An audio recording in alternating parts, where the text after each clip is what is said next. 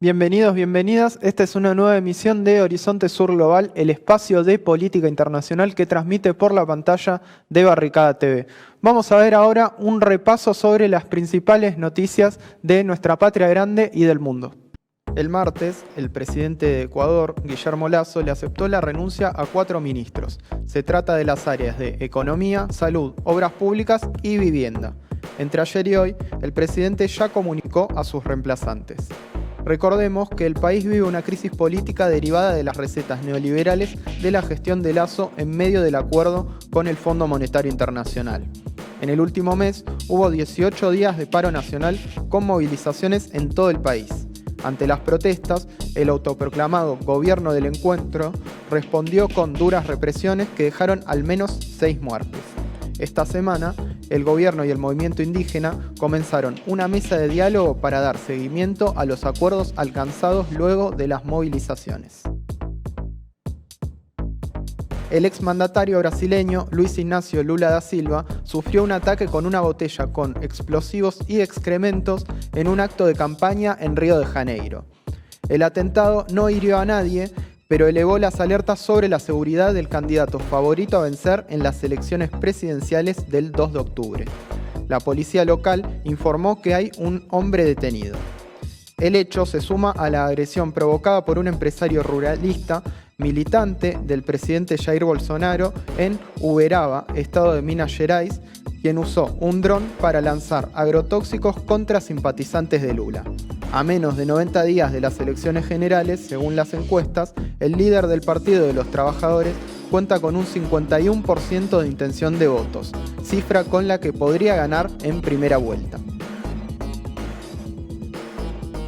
El presidente de Perú enfrenta otro intento golpista por parte de la oposición a tan solo 11 meses de haber asumido el gobierno. La Comisión de Fiscalización del Congreso aprobó un informe que acusa al mandatario de infracción constitucional por negarse a declarar en una investigación por corrupción. La denuncia señala que Castillo tuvo reuniones por fuera de la agenda oficial con empresarios que resultaron beneficiados con licitaciones. La derecha parlamentaria busca inhabilitar al presidente y a la vicepresidenta Dina Boluarte, sacándolos de sus cargos para así tomar el poder.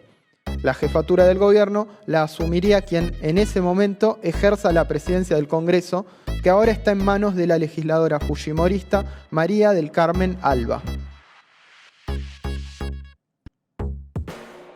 El ex primer ministro de Japón, Shinzo Abe, murió este viernes por la mañana a sus 67 años tras ser víctima de un atentado durante un acto político en campaña para las elecciones legislativas de este domingo. Detuvieron a un sospechoso por el ataque. El integrante del Partido Liberal Democrático estaba dando un discurso en la ciudad de Nara cuando recibió 2 disparos por la espalda. Shinzo Abe ocupó el cargo de primer ministro por un año en 2006 y luego retornó al poder entre 2012 y 2020. Actualmente era miembro de la Cámara de Representantes de Japón.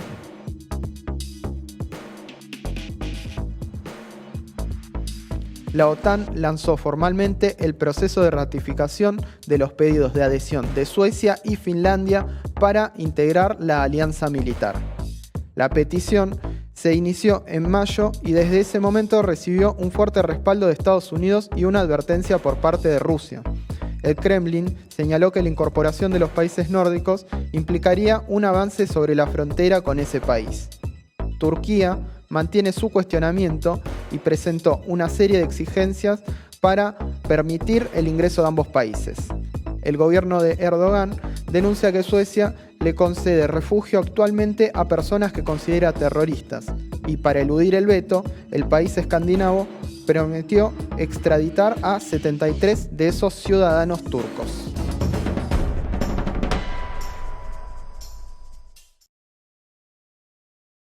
Seguimos con Horizonte Sur Global. Ayer Boris Johnson anunció que renuncia al cargo de primer ministro y también al de líder del Partido Conservador, esto en medio de la crisis política que vive el Reino Unido. La gestión de Johnson viene siendo desde hace varios meses el foco de críticas por distintos escándalos que a su vez generaron esta semana la renuncia de más de 50 altos cargos gubernamentales. Boris Johnson estaba en el puesto de primer ministro desde el 2019. Sus antecesores, Theresa May y David Cameron, eran también del Partido Conservador. Esto quiere decir que desde el 2010 el Partido Conservador tenía un primer ministro o primera ministra. Hay que decir que Boris Johnson, si bien presentó la renuncia, se quedará de manera interina en el cargo hasta octubre, cuando se elija a su sucesor. Vamos a mencionar brevemente algunos de los escándalos que son variados, por ejemplo, el llamado Partygate, que tiene que ver con fiestas que se realizaron en la residencia oficial en pleno confinamiento por el COVID-19, así como también se lo acusa al primer ministro que renunció ayer de haber encubierto a Chris Pincher, un diputado con denuncias por acoso sexual. Todo esto que menciono brevemente se da en un clima, como sabemos, de crisis global generalizada que se desata primero por la pandemia, pero luego por el conflicto actual en Ucrania, que además desencadenó o generó, por lo menos por parte de Occidente, una respuesta de sanciones unilaterales a Rusia, que a su vez hicieron que aumente el costo de los alimentos y de la energía a nivel mundial, y además generaron el riesgo de un desabastecimiento en varios países. Vamos a hablar un poco sobre la situación en Reino Unido. Tiene la gentileza de atendernos Fidel Narváez. Él fue cónsul de Ecuador en Reino Unido en el periodo 2010-2018. Fidel, te agradecemos por supuesto por esta comunicación con Horizonte Sur Global.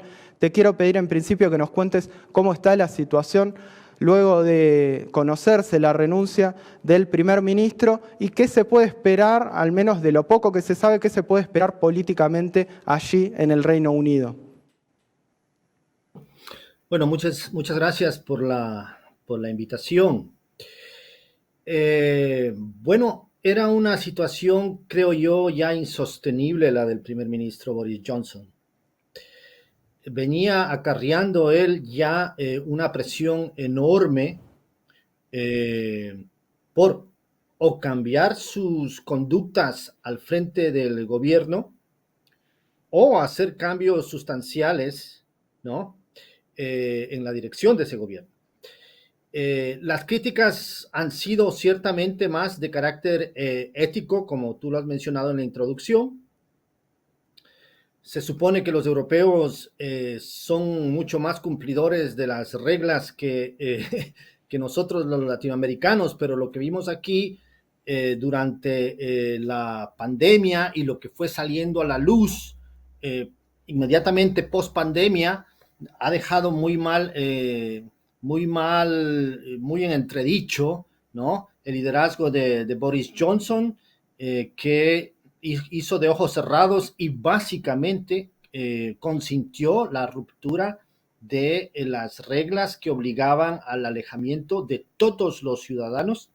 Él lo incumplió en la mismísima oficina del primer ministro. Y luego está comprobado, mintió al Parlamento, y estamos en un régimen parlamentario, le mintió al público, y creo que era algo ya insostenible su posición, ¿no? Una serie de factores que tú has mencionado han determinado de que se desate la tormenta y él se ha visto obligado a renunciar.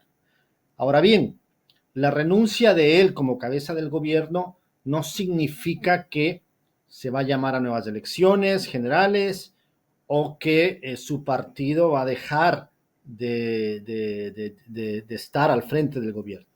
Lo que se viene es la elección de un nuevo líder del Partido Conservador, que a su vez se convertirá en el primer ministro.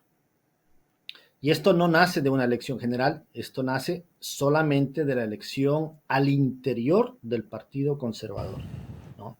Entonces, lo que se viene ahora de inmediato, durante varias semanas, quizás un par de meses, es la pelea interna dentro del Partido Conservador por hacerse de esa elección y de ese liderazgo.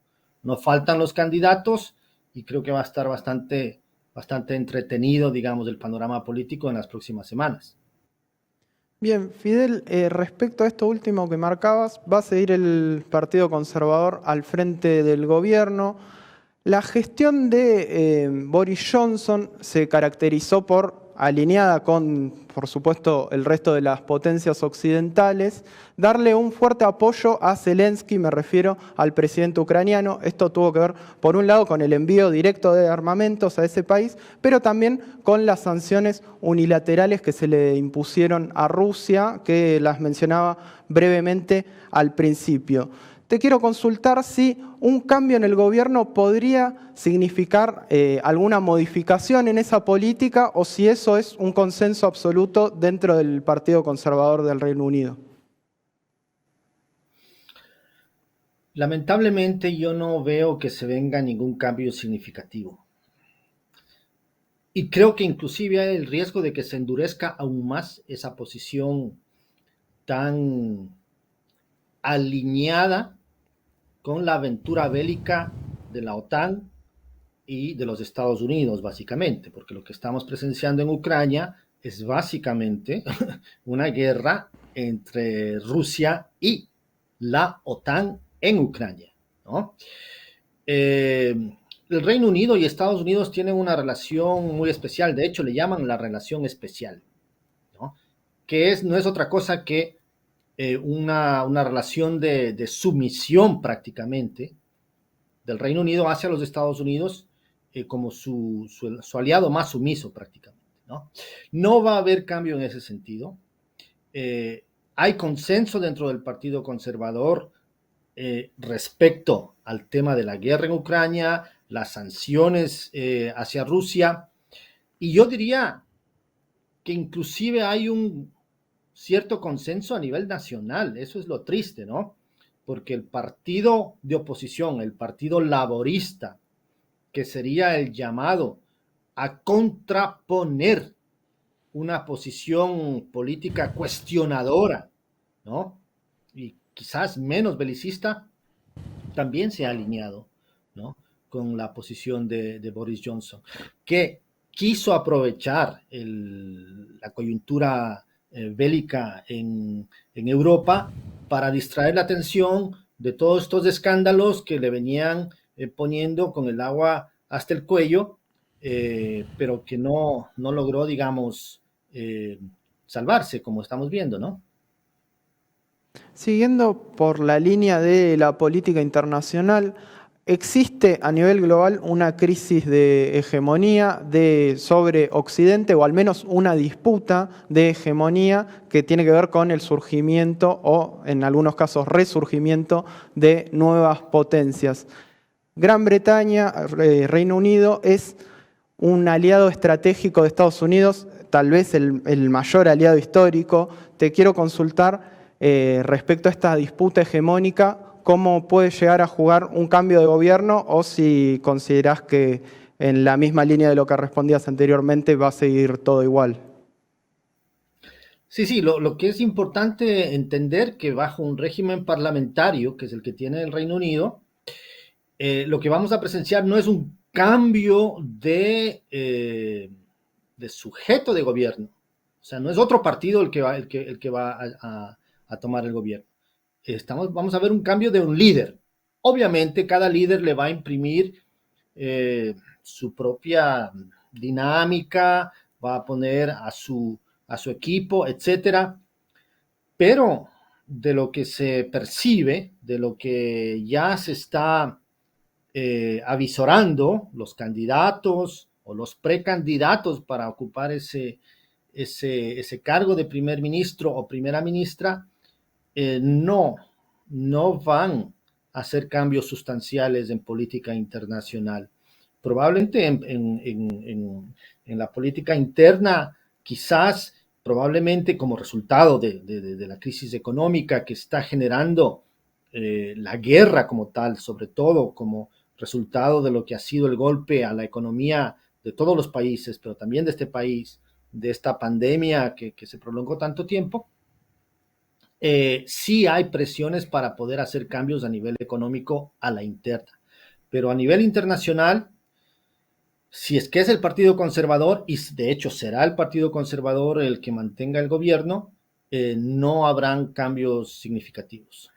Ahora vamos a la política interna. Te quiero consultar, siguiendo la pregunta que te hice recién, si la crisis política en sí puede significar un golpe para Occidente, ¿no? Más allá de que el gobierno, como bien decías, será mantenido por el mismo partido, si la crisis política que generó que Boris Johnson deje el gobierno puede significar un golpe a este liderazgo que está siendo disputado. No lo creo.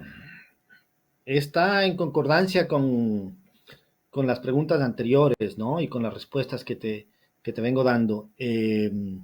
La política internacional del Reino Unido está claramente sujeta de la mano de los Estados Unidos.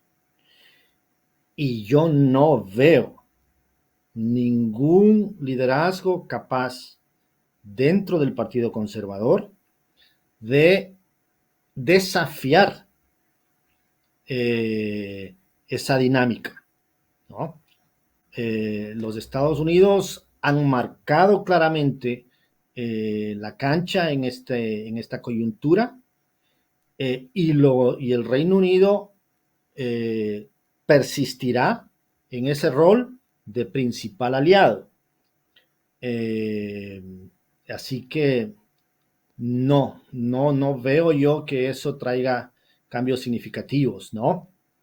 Fidel, Lo que sí podríamos ver es que a la medida que se va implementando ya el Brexit como tal, ¿no? Que fue una de las apuestas de Boris Johnson y del Partido Conservador, se viene notando ya unas consecuencias de carácter eh, económico en la relación con Europa, y quizás por ese lado tengamos ciertos afinamientos, ¿no? A la política de Brexit radical que había establecido Boris Johnson. Por ejemplo, ¿no? El conflicto que está en este momento causando mucha incomodidad a la política interna del Reino Unido es el que tiene que ver con Irlanda del Norte y la frontera, la nueva frontera con Europa, ¿no? Que es la que está entre Irlanda del Norte y la República de Irlanda. Recordemos que antes del Brexit, todo eso era zona de Comunidad Europea, ¿no es cierto?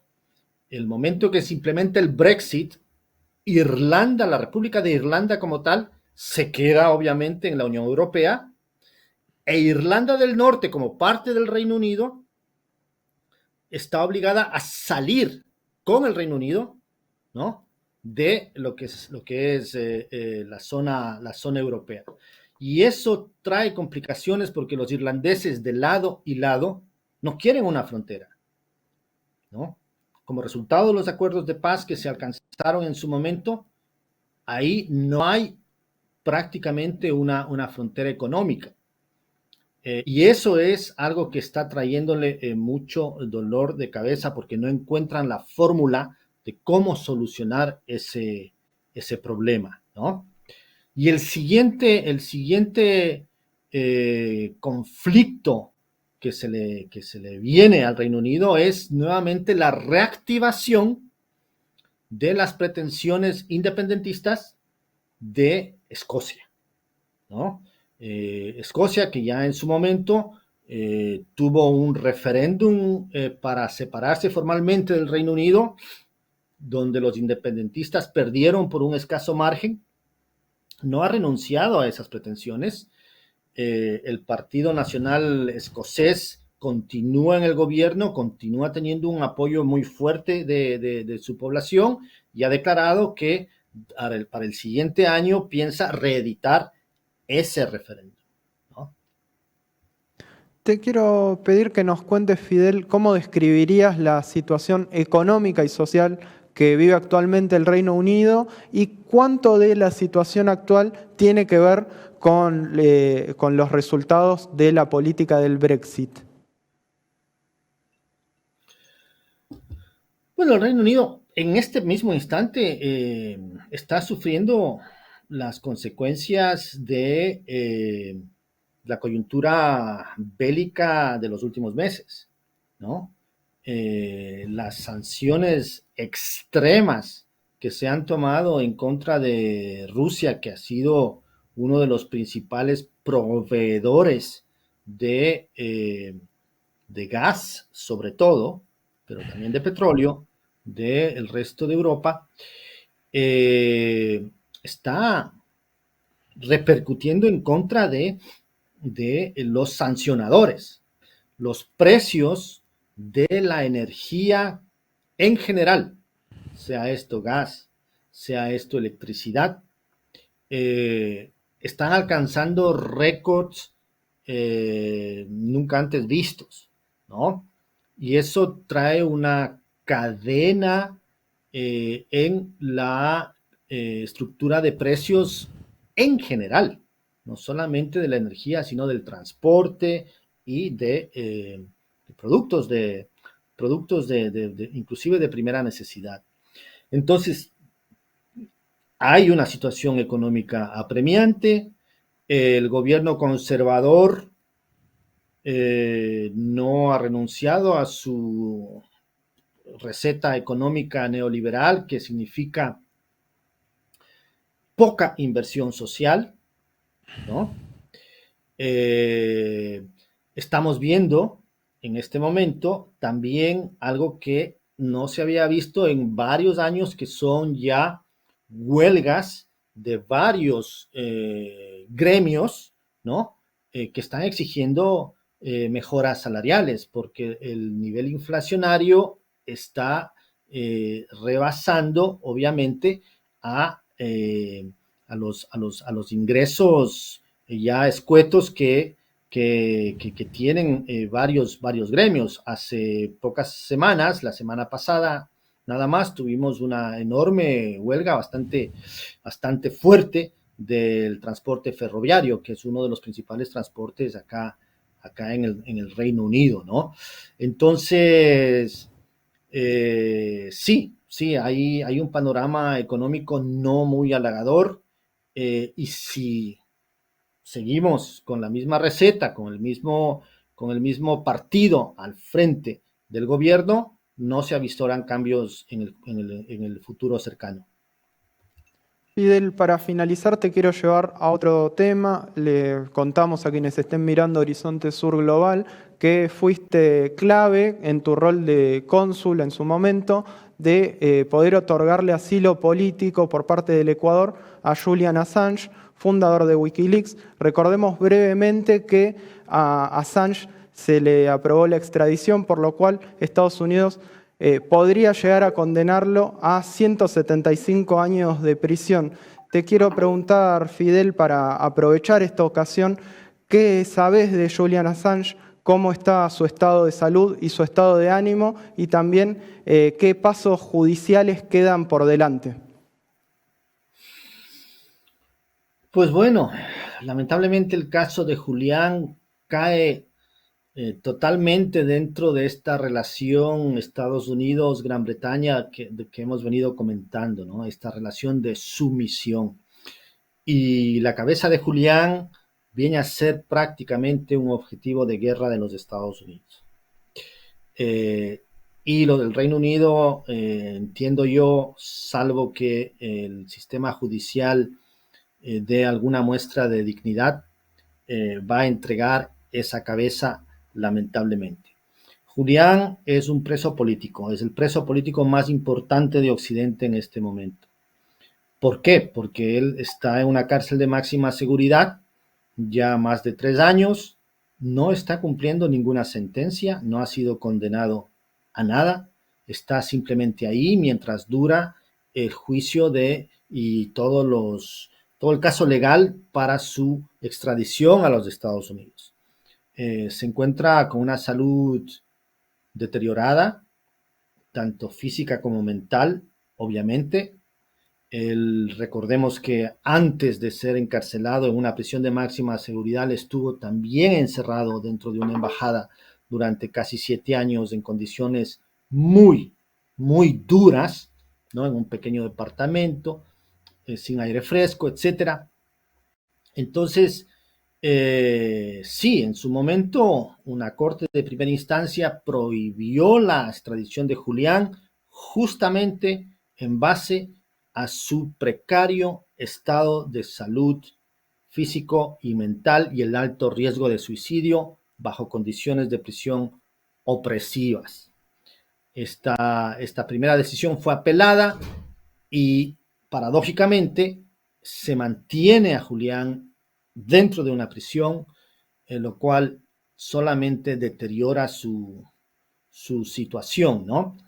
Todavía quedan algunos recursos dentro del propio sistema británico para apelar judicialmente el caso, ¿no? Y eso significa todavía algunos meses más, como mínimo, de litigio dentro del Reino Unido.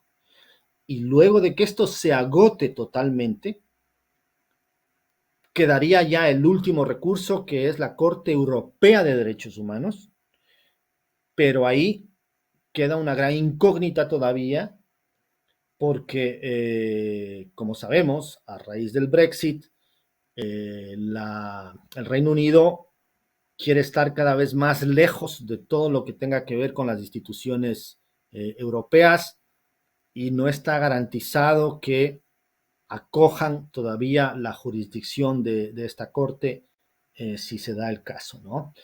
En eso estamos. Fidel, te agradecemos por esta entrevista con Horizonte Sur Global. Gracias a ustedes por la invitación. Hasta la próxima. Desde acá vamos a un breve corte y seguimos con Horizonte Sur Global.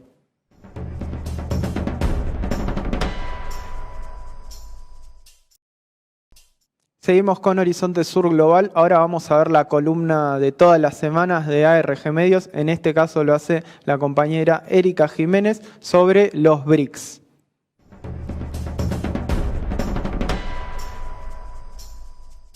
Buenas noches, compañeros y compañeras, ¿cómo están? En esta oportunidad quería conversar con ustedes sobre los BRICS. En el marco de la cumbre de cancilleres del G20 en Indonesia, Santiago Cafiero, el canciller argentino, salió a decir a través de un comunicado en sus redes sociales que China había apoyado el ingreso de Argentina a los BRICS. ¿Pero qué son los BRICS? Los BRICS son un espacio construido por oposición a un mundo polarizado del que forman parte, digamos, economías emergentes y que además son países que tienen mucha cantidad de población, como lo son Brasil, Rusia, India, China y Sudáfrica. En este caso se convertiría en BRICS, ¿no? Digamos que son las iniciales de cada uno de los países que mencioné antes. Ahora, ¿qué es lo que viene a proponer el BRICS? Bueno, una alternativa económica sobre todo. Hace unas semanas se reunieron en China, esta cumbre BRICS, que es bastante joven, digamos, es un espacio que se presenta como un espacio multipolar, a diferencia de multilateral. ¿Cuál es la diferencia entre uno y otro? Ser un espacio multipolar implica de que hay otro polo, ¿no? De que hay un polo de poder que decide en ciertos espacios, como puede ser la ONU, como puede ser la OTAN, como puede ser el G7, como puede ser incluso el G20, ¿no? Hay organismos que son multilaterales, que son esos que mencioné, y multipolares, esos que reconocen que existe otro polo de poder, como son los BRICS. Los BRICS se presentan como otro organismo que viene a plantear algo de desafío al mundo en el que estamos, ¿no? No plantear una guerra fría, pero sí proponer que ciertos países, por ejemplo, que tienen mayor cantidad de población, puedan decidir en el mundo en materia económica. Una de las cosas que dijo en el Foro Económico de BRICS Vladimir Putin, el presidente ruso, es que existía la posibilidad de crear una moneda propia del BRICS. ¿Por qué? porque el dólar sigue siendo hegemónico, ¿no? Como toda esta hegemonía estadounidense que todavía seguimos sosteniendo, por más que la veamos en declive, hay una posibilidad de encontrar otras alternativas y me parece que a partir del BRICS se pueden encontrar. Ahora, ¿cuáles son las falencias que podemos encontrar en este mecanismo? Bueno, que es un mecanismo muy joven, que en general depende mucho de los presidentes que formen parte, como por ejemplo la idea de que Lula sea presidente de Brasil. No es lo mismo que Bolsonaro sea presidente de Brasil en términos más bien internacionales. ¿Por qué? Porque la impronta que le puede poner al BRICS Lula da Silva no es la misma que le pone Bolsonaro en la actualidad, por más que Bolsonaro participe de estas cumbres BRICS, ¿se entiende? O sea, no es lo mismo, digamos, Vladimir Putin y Xi Jinping, que vienen sosteniendo hace muchos años sus presidencias y que son indiscutibles, ¿no? Digamos, y que sus mecanismos se siguen sosteniendo, no solamente el BRICS, pero con el resto de los países, sobre todo con Brasil, existía una diferencia. Entonces me parece que la impronta que le puede poner Lula da Silva a ese mecanismo multipolar es otra cosa diferente. Y sobre todo Argentina también, ¿qué papel va a jugar en ese mecanismo multipolar? Porque realmente los BRICS se proponen como una propuesta, digamos, se proponen como algo que es opositor a lo que hay. Bueno, vamos a cambiar esto, vamos a romper con esto. Entonces, también tiene que ver en el marco de la guerra de Ucrania, ¿no? De esta cuestión de todas esas sanciones que se han puesto desde Occidente y esas presiones que se ponen desde Occidente, no hacia Rusia solamente, sino a los aliados. Por ejemplo, a China en este caso. Bueno, ¿cómo puede participar China ayudando a Rusia? Bueno, ¿de qué manera podemos sancionar a China para que no ayude a Rusia? Lo mismo ocurre con la India, ¿no? Y cada uno de estos países tiene situaciones bastante complejas. En el caso de Argentina, por ejemplo, en esta situación de deuda y demás. En el caso de la India, que la India a su vez sostiene con Estados Unidos un mecanismo de seguridad, como es el Tratado Cuadrilateral, que se opone a lo que es China. Y entre India y China hay una situación bastante compleja territorial. Por eso digo que si bien el BRICS está bueno, ¿no?, pensar como una alternativa, sí tiene sus complejidades entre países, que no es necesariamente lineal ni directa. Entonces, está bueno pensar en esos matices, ¿no? Y de que en ciertos países no existe esto de, bueno, tenemos un matiz, tenemos una posición tomada y todos pensamos lo mismo, como puede parecer en la OTAN tal vez, que es otro mecanismo más bien occidental, ¿no?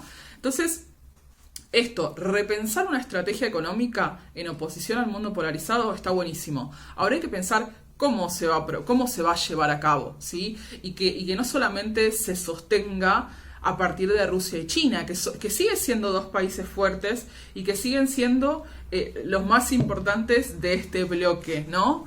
De este bloque, digamos, en oposición a Occidente y de quienes están recibiendo todas las sanciones. Que tal vez a Occidente incluso les vaya mal, digamos, ¿no? Sostener esta guerra hasta tal punto de, bueno, ser los principales afectados, porque Europa, con las sanciones que está poniendo a Rusia, es la principal afectada, porque Rusia se sostiene hoy con China y con India, ¿no? Y volvemos otra vez a esto antes que mencionaba, de la capacidad y la cantidad de población que tiene y la capacidad de resiliencia que tienen esas poblaciones asiáticas que a veces no las terminamos de entender. Para terminar, les comento esto, ¿no? Como, ¿qué es lo que puede hacer Argentina ahí? Argentina tiene posibilidad de proponer un montón de cosas, ¿no? Muchísima impronta. Pero hay que ver cómo participa en cada uno de los espacios, no solamente en BRICS, sino, bueno, también una de las cosas que decía Cafiero es de volver otra vez a la CELAC y a la Unión Europea. Bueno, eso no se puede, hay cosas que son entre sí como opositoras. O sea, digamos, si vos vas a tener un rol activo en el BRICS, no vas a poder tener un rol activo con CELAC, Unión Europea, por más que los chinos te digan, bueno, sí, te bancamos. La verdad es que no. Entonces, me parece que nosotros como mecanismo, digamos, como estrategia en política exterior, tenemos que saber qué es lo que queremos y qué es lo que significa un organismo multipolar como el BRICS, a diferencia de un mecanismo multilateral como puede ser el G20. Espero que se hayan entendido y bueno, nos veremos la próxima, compañeros. Buenas noches.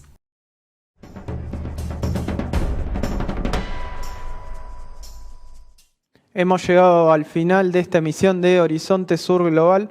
Recuerden vernos por nuestra página de YouTube, también por la página y la aplicación de Barricada TV, o si estás en Buenos Aires, en la ciudad o alrededores, por el 32.1 de la televisión digital abierta. Desde acá nos despedimos y nos vemos la próxima.